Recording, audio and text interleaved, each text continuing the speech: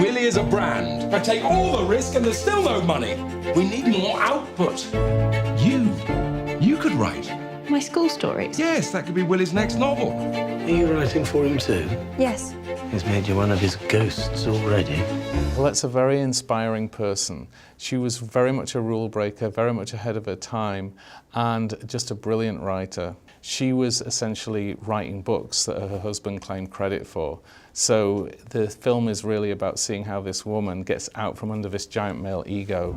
Finally, we have a success, and then you imply that I'm not the true author of it. Colette starts to, explore her sexuality within the marriage, and it becomes part of her journey to liberation. So I don't see queer cinema and mainstream heterosexual cinema as being completely separate. I think the truth of the story, and certainly of this story, is that the story of Colette touched upon all those issues.